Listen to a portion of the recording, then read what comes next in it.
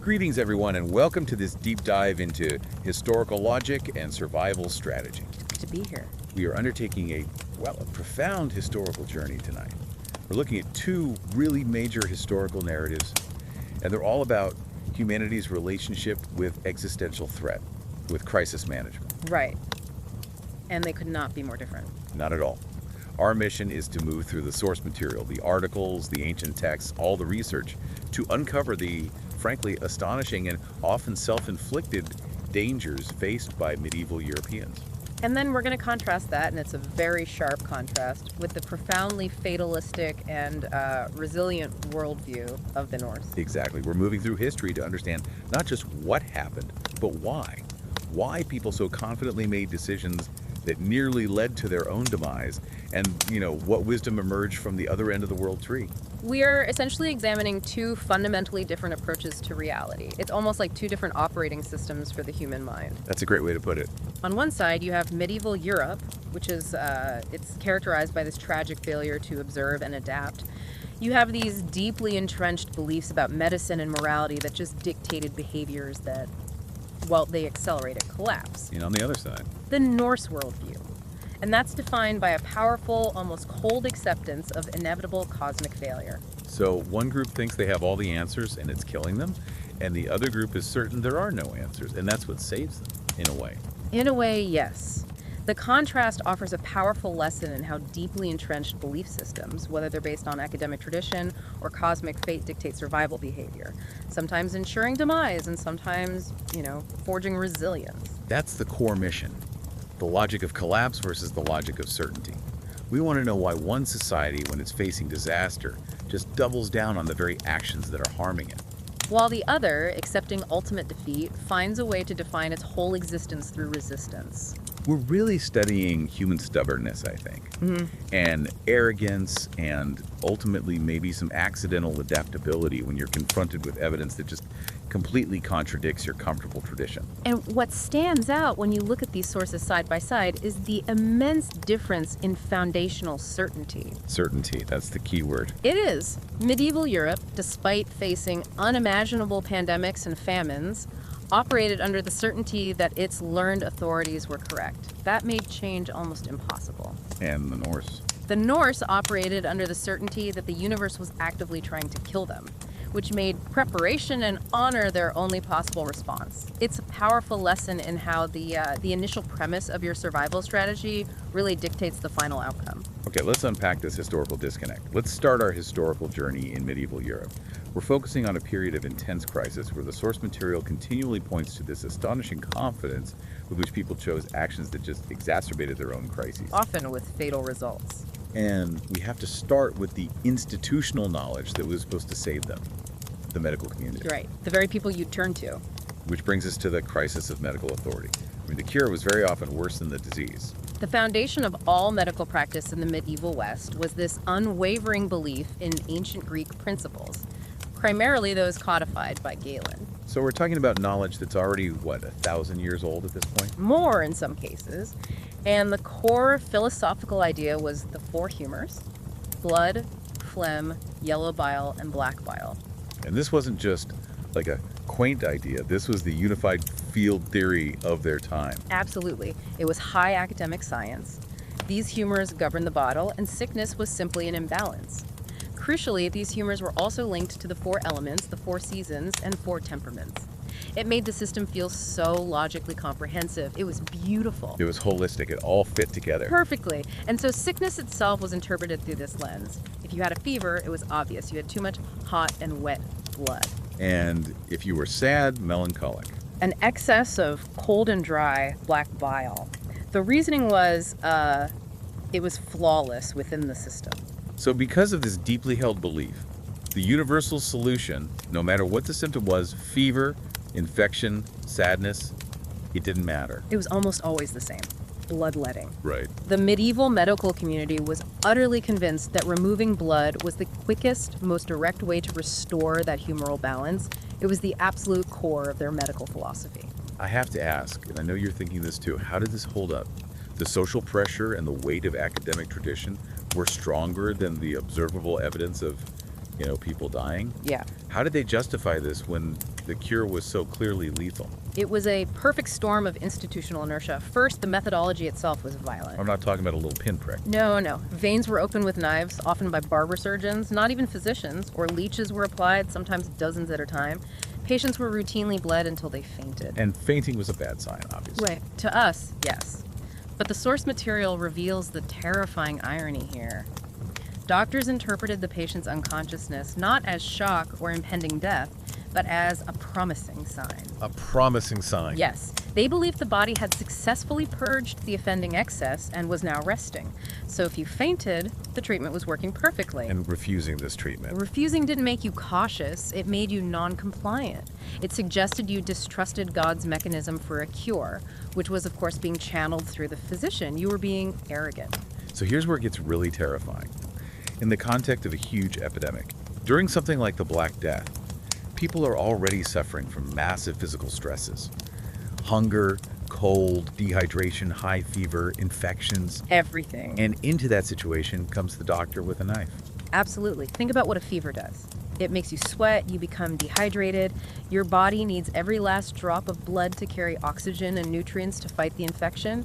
Your immune system is already on its last legs. And they're just taking it away. They're stripping away the very substance keeping their organs functioning and collapsing an already weakened immune system. Recovery was, statistically impossible under those conditions. And the confidence never wavered. That's the part that gets me. Never. If the patient worsened after the initial procedure, the doctor didn't question Galen. He never thought, maybe this is a bad idea. No, he thought. He thought, we didn't remove enough bad blood. So they doubled down. It became this slow motion disaster where logic was consistently sacrificed for adherence to authority. Wow. Okay, so once the physicians had addressed the patient's internal balance by removing their life force, It's a good way to put it. their advice on what to put back into your body stepped in to make sure anyone left standing didn't recover too easily. This is the deadly diet and the spiritual famine. This is where that whole humoral system intersects brutally with socioeconomics.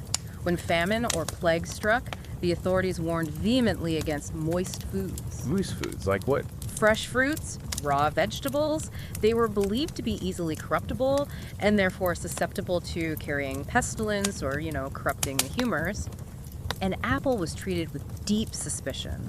Fresh greens were considered dangerous and unstable. So the stuff that actually has vitamins and would help a sick person. The very things. So what was recommended? The diet of the day called for heavy, dry foods. Let me guess. Meat, bread. Meat, stale bread, thick porridge, and wine. Because these foods were considered stable, firm, less likely to carry corruption. Now you can see the social implication there immediately. For a well-fed noble, this advice is maybe uncomfortable, but it's manageable. Right. But for a starving peasant during a widespread famine, these recommended foods, meat and wine, they're completely out of reach. And the fruits and vegetables, the moist foods, were often the only sustenance available to the poor, yet eating them felt like you were gambling with your life, and maybe even your eternal soul, because of the prevailing moral framing. There was a moral component to this. A huge one. The sources note that hunger and starvation were often viewed not just as natural events, but as spiritually beneficial. How so? It was a test from God. Dying thin might, paradoxically, be seen as a more virtuous end than eating forbidden fresh carrots and surviving. It was a form of piety. And on top of that, I'm guessing digesting a big chunk of stale bread and dried meat takes a lot of energy.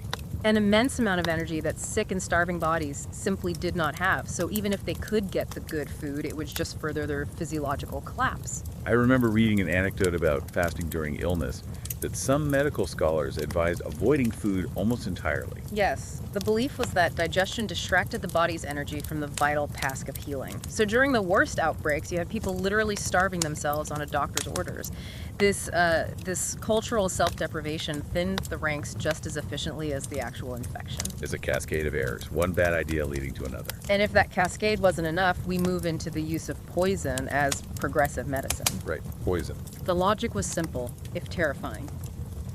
If the disease is immensely strong, the cure must meet that strength. It has to be stronger, often lethal, but ideally controlled by the physician. So this is where we get the prescriptions for things like heavy metals. Exactly. Mercury, arsenic, lead, and sulfur were commonly prescribed.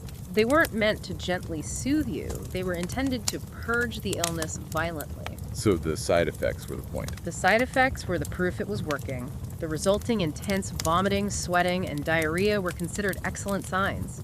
It proved that the toxic agent had successfully driven the illness out of your body. And mercury was a big one, right? Mercury was especially popular. Part of it was its unique physical properties. It's shiny, it's a liquid metal, it's mysterious. This somehow convinced medieval minds of its powerful efficacy, but the outcome was devastating. Because even if you survived the plague, Patients who managed to survive the initial illness often succumbed to the neurotoxicity of the cure. They suffered nerve damage, madness, and severely shortened life expectancy. and it wasn't just the cures. I mean, poisoning was happening quietly all the time. All the time, chronic, quiet poisoning was rampant. Lead was often used to sweeten wine, a practice they inherited from the Romans, and it was present in inexpensive cookware, like pewter. So entire communities could be suffering from chronic lead poisoning without ever knowing the source. And they'd mistake the symptoms, the cognitive decline, the weakness, the melancholy for natural temperament flaws, or, again, divine punishment. The dangerous part here isn't just the substances themselves, but the trust. It's always the trust. These remedies were prescribed by respected authorities. To refuse the medicine was seen as irresponsible. So society fought disease with toxins and congratulated itself for its proactive scientific approach. The certainty of the authorities was the single greatest barrier to survival. Okay, so that's the self-inflicted damage on the individual body. Let's move to the collective body. What happens when you scale this up? And that brings us to the astonishing failure of water hygiene. Right. Medieval cities were centers of commerce and culture, yes, but they were also marvels of human density and a complete lack of foresight regarding communal safety. The prevailing waste management philosophy was, what, out of sight, out of mind? Pretty much. Not our problem. Waste was tossed into the street, collected in large, open pits, or, most tragically, channeled toward the nearest river or stream. And the river was seen as a magic trash disposal. In a way, yes. Rivers were assumed to have magical cleansing powers, an almost religious ability to dilute and purify everything thrown into them. The reality, of course, was a communal biology experiment gone horribly wrong. Completely. Rivers and streams were simultaneously used for drinking water, for washing clothes, for brewing ale, and as direct latrines for everyone living upstream. So one sick person at the top of the city. Meant a guarantee of mass infection downstream. Dysentery, typhoid, cholera, these weren't just outbreaks. They became structural necessities of urban life. And when the inevitable outbreaks happened, they never suspected the water. Never. Why would they? They couldn't see the germs. The water looked clean, and the taste was often masked by brewing it into ale. So they blamed something else. They blamed the established medical theory of the time. Miasma, bad air. Sickness was caused by a noxious vapor, a sort of poisonous fog emanating from decay or swamps. So their reactions were based on fighting bad smells. Exactly. Futile actions. Burning strong-smelling incense, ringing church bells to literally clear the air, or people would carry around little bouquets of sweet herbs to sniff. Anything but stopping consumption of the contaminated river water. It's the ultimate example of observation failing because of a fixed hypothesis. I mean, people must have noticed that sickness followed proximity to certain ditches or water sources. Of course they did. But without germ theory, the logical conclusion was never, stop drinking that water. It was, the rotten smell here is attracting evil. So humanity poisoned itself efficiently, cooperatively, and confidently, one cup of brew at a time. And when the miasma theory didn't immediately explain the sheer ferocity of something like the Black Death, medieval society desperately searched for a more immediate, more tactile cause. And unfortunately for them. They decided the spiritual problem manifesting on Earth must involve cats. Cats, historically, have had a terrible PR problem. They really have. They're quiet, they're independent, they're active at night, and in a time of intense religious fervor and intense fear, they were associated with witches, demons, and moral failure. Suspicion was enough to earn a death sentence. Which brings us to this epidemic logic of cat elimination. In many communities across Europe, mass killings of cats were organized. The belief was that fewer cats meant less disease, because the cats were seen as agents of the dark forces spreading the plague. It was a desperate attempt to clean their moral slate with God. The tragic irony, of course, is just biologically devastating. It's a perfect tragic irony. The sources confirm that cats were the main predators of rats. And rats were the primary vectors for the fleas carrying Yersinia pestis, the plague bacteria, So the cat genocide led to an explosion in the rat population. which accelerated the plague spread faster than almost any other single factor. And this is where that refusal to question tradition becomes so deadly. At no point did anyone connect the dots and say, wait a minute, ever since we removed the animals that kill rodents, the number of rodents has skyrocketed and the plague has gotten worse. No. Instead, the worsening plague was taken as proof that the original sin, the presence of these morally compromised cats, had not been punished severely enough. So it just escalated the killing further. They systematically eliminated the one natural defense mechanism they accidentally possessed. Okay, so when they realized that killing cats wasn't working, they escalated to a strategy that combined public self-harm with long-distance travel, the flagellant movement. This is a devastating historical example of how the desire for agency, for control, can lead to collective self-destruction. What was their core belief? The flagellants believed the plague was divine punishment, pure and simple, and that God could only be impressed and appeased with intense public communal suffering. So large groups of men would march from town to town, Whipping themselves publicly with chains and leather straps, often with metal bits woven in, and they would draw massive, tightly packed crowds wherever they went. These processions were, I imagine, incredibly powerful communal spectacles. Hugely powerful. They created a sense of immediate emotional control when the world felt entirely out of control. By inflicting pain on themselves, they felt they were doing something to appease God.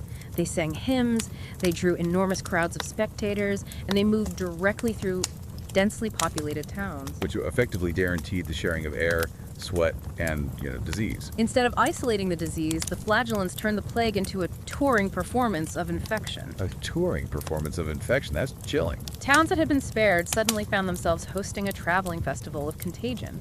The movement guaranteed the maximum possible biological efficiency in spreading the Black Death across the continent. And they achieved this powerful psychological certainty, this moral superiority. They were acting righteously, all while unknowingly accelerating population collapse. It's a grim lesson in the power of good intentions. So as the body count continues to rise, and no physical or moral strategy seems to work, logic just packs its bags and fear demands a target. Since germs were invisible and therefore untrustworthy, blame shifted to the visible and the unusual, Scapegoats. the scapegoats. The failure to identify a biological cause meant the cause had to be moral. It had to be a conspiracy. So blame shifted aggressively to witches, heretics, foreigners, and anyone who was slightly different. Healers and midwives were often targeted, right? Yes, because they were present during illness and death. In the public mind, that made them witnesses or carriers of the disease. Their proximity made them guilty. And this created a disastrous set of consequences. A feedback loop of disaster. First, the persecutions removed useful people from society, especially the folk healers who might have actually known something about palliative care. Second, the executions and witch trials created large, tightly packed crowds. Perfect environments for disease transmission, And third, the resulting panic caused mass flight. which led people to flee their homes and spread the illness even further across regions. It was the worst possible response at every level. And I'm guessing when the disease inevitably worsened after a round of persecution. It served as perverse proof that the guilt had not been punished enough. The problem wasn't the theory, it was the execution. This cycle just led to more accusations and more communal self-destruction, paralyzing society at the precise moment it needed rational, cooperative action. So humanity declared war on imaginary enemies, and in the process ensured the real enemy, the plague, found minimal resistance. Exactly. So if we step back from all of this, Yeah. what is the fundamental logic failure here? It seems to come down to the danger of tradition over evidence. That is the core takeaway that ties the entire medieval section together. That's the thesis. Knowledge in the society was inherited and preserved. It was not tested or revised. If an idea was old, if it came from Galen or Aristotle, it was correct. Period. Unquestionable. To question that accepted authority was seen as a form of heresy, an intellectual arrogance that was considered far more dangerous than dying of a preventable illness. So the sources just show these practices that consistently harmed patients. Toxic diets, bloodletting, poison medicine. They continued for centuries. Why? Simply because they had always been done. People noticed patterns, I'm sure of it. They observed failures. But observation without the institutional permission to challenge the ancient texts meant absolutely nothing. If your personal experience contradicted tradition, tradition always won. So medieval society wasn't uncertain. It was the opposite. It was absolutely sure of itself. And that certainty, that unwavering loyalty to terrible, comfortable ideas, delayed scientific and social progress far longer than mere ignorance ever could have. Their eventual survival was less a testament to their strategy and more a testament to the sheer, brutal stubbornness of the human animal that just refused to go extinct, even when it was actively trying to delete itself. Wow. That terrifying journey through the logic of self-inflicted disaster. It gives us the necessary context for our next shift. And this is a big one. We are now pivoting dramatically from a world that believed it could control fate through misguided action. To one that believed the cosmos was inherently doomed, yet found stability, honor, and a specific kind of dignity in the face of that absolute certainty. We're shifting our lens entirely to Norse cosmology. A profound belief system where the ultimate reality was not a benevolent creator guiding history towards salvation, but a colossal, fragile, and dying structure. And this provided them with a completely different starting point for survival. So let's talk about the structure itself. At the very heart of the Norse cosmos stood Yggdrasil, the colossal ash tree. And this wasn't just a metaphor, right? This was the literal living structure holding all of existence together. That's right. The Norse universe was fundamentally organic. You have to picture it as this massive living tree whose roots and branches touched every single reality. Gods, humans, giants, the dead, they were all connected through this singular, massive, but imperfect structure. So the failure of one part of the cosmos, Instantly affected every other part.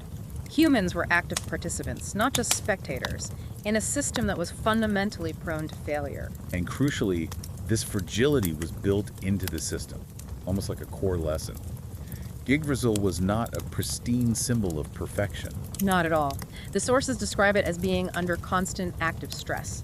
You have serpents, like Nihögr, gnawing at its roots from below. You have 4 great deer stripping its leaves and bark, And the squirrel, Rigdaskr. and the great squirrel, Retataskr, constantly running up and down the trunk carrying insults, just stirring up conflict between the inhabitants of the canopy and the dwellers below. So decay was constant. It was structural. It was necessary. This cosmic reality taught the Norse that existence was never stable, never safe, and certainly never eternal. If the very structure holding the entire cosmos together was slowly being consumed from within and without, then struggle, the need to maintain balance against inevitable entropy, was simply the natural state of existence. This fragility extended into the very organization of reality, into the 9 worlds. And these worlds weren't separate bubbles. They were tangled, overlapping, and existed in a permanent state of tension. Exactly. Take Asgard, the home of the Aesir gods. It's not depicted as a paradise of relaxation and peace. It's a fortress. It's a massive, fortified stronghold, constantly preparing for war. Even the divine beings lived behind massive walls, fully aware that powerful enemies would one day breach them.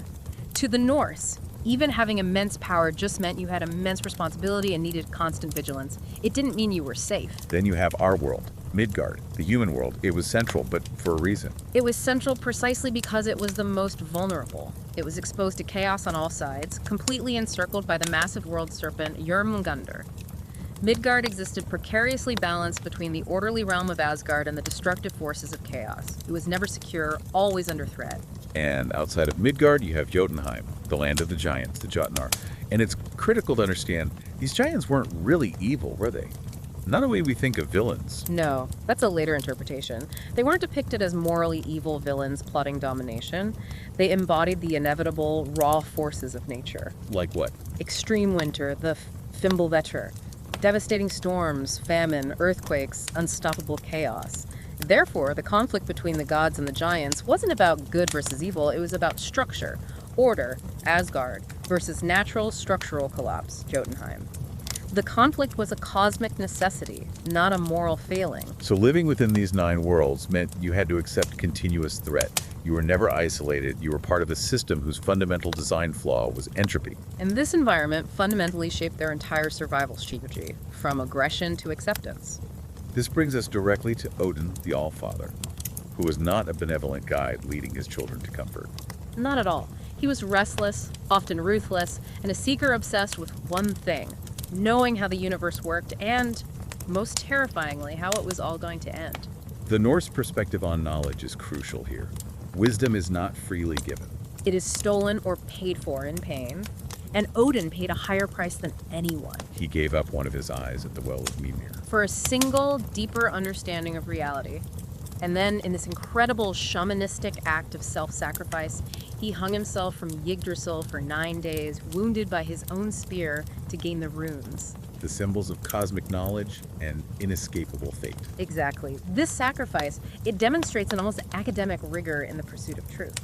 But the tragic insight was the profound limit of control. He learned everything, but he couldn't change anything. His wisdom revealed the approach of Ragnarok, the total failure of the structure, but not a single solution for stopping it.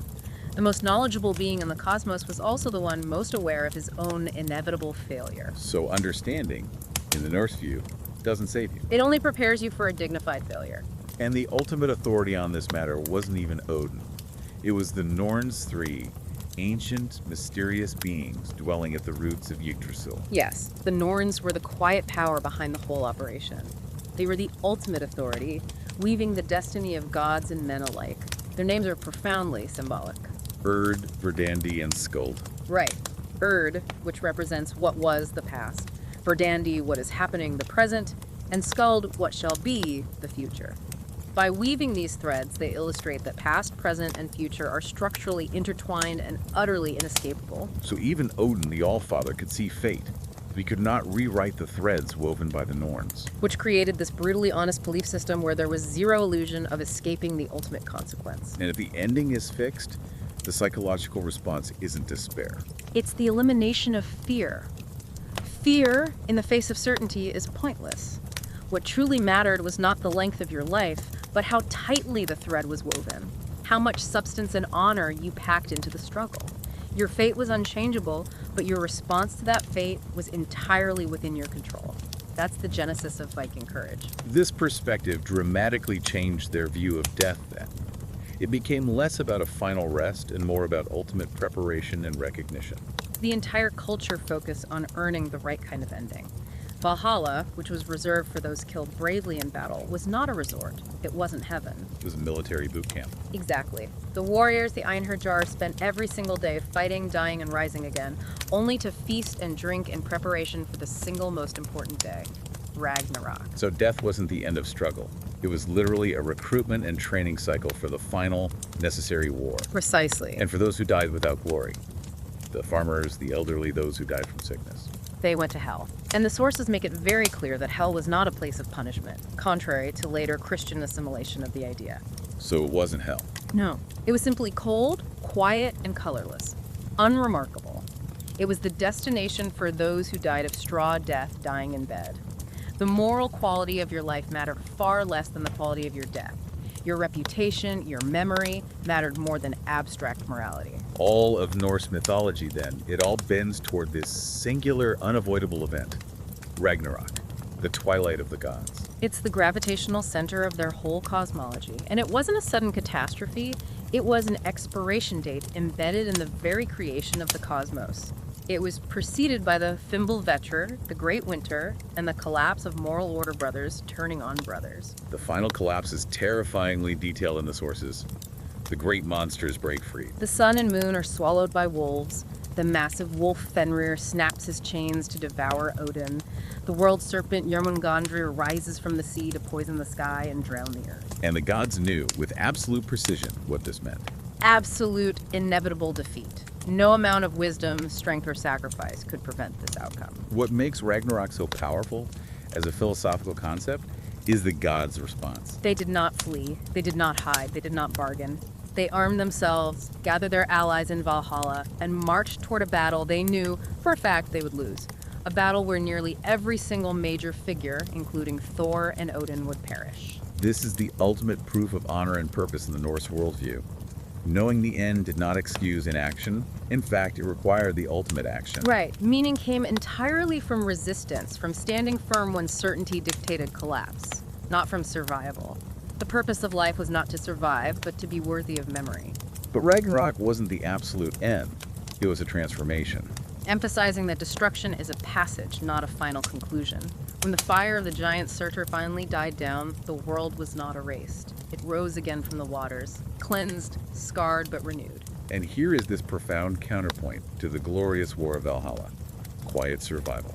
Yes, Balder, the god of innocence and light, returns, which symbolizes a kind of cosmic renewal, and humanity survives in the quiet endurance of two figures, Lif and Liftfrazir.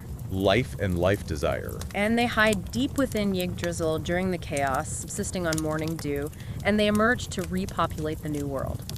Their story is a crucial philosophical anchor, isn't it? It is. Their survival wasn't heroic, it wasn't legendary or glorious. It was based on quiet endurance and obscurity. It emphasizes that while courage is necessary for the gods' final resistance, the true long-term resilience of humanity looks like quiet, stubborn perseverance. So if the world can rise again after total ruin, then enduring hardship is never pointless. Never. The universe was brutally certain in its fragility, so humans were expected to be brave and tenacious in response. So when we synthesize the contrast between medieval Europe and Norse cosmology, the historical lesson is just. It's stark and immediate. It really is. Medieval society failed during crises, largely because it refused to question tradition and these comfortable, authoritative explanations like the efficacy of bloodletting or the danger of fresh produce. And this led directly to systemic self-destruction. It delayed necessary adaptations for centuries. They sought control and assurance through actions that were, as you can see, objectively harmful. They relied on systems that felt familiar, and in doing so, they institutionalized their own demise. And by contrast, Norse society found this profound stability and dignity precisely by accepting the ultimate fragility of the cosmos, by accepting the inevitability of collapse. They eliminated the illusion of control, and paradoxically, that allowed them to act with greater courage and clarity, focusing solely on the quality of their response, not the outcome. So the ultimate historical truth is that the survival of both groups hinged on human stubbornness and, I guess, accidental adaptation. For sure. Medieval society eventually had to stop the practices that were killing people too quickly to ignore, while the Norse had built endurance right into their cosmic philosophy. But their internal logic was diametrically opposed, One system was crippled by its certainty that it was correct. and the other was empowered by its certainty that it would fail. And that brings us back to the core source material lesson we need to carry forward from this. Medieval people almost went extinct, not because they were uniquely foolish, but because, as one author put it, changing how you think is harder than surviving another bad year. That's it, right there. They trusted what felt familiar, they clung to explanations that offered comfort and prestige, and that delayed necessary painful change for generations. It is far easier to believe an authoritative lie than to admit that your entire foundation of knowledge is flawed. That is the enduring historical insight. We confuse the comfort of familiarity with actual safety. We confuse the complexity of an established tradition with intrinsic truth. And the greatest threats are often those we have learned to trust. So, we leave you with this provocative thought for your own reflection. If the ultimate historical lesson is that loyalty to outdated authority or self-comforting explanations delays necessary change, what current belief or tradition are we clinging to today, personally, culturally, or globally, that our descendants will look back on as the most obvious self-inflicted disaster? What certainty are you holding on to that observation is actively contradicting?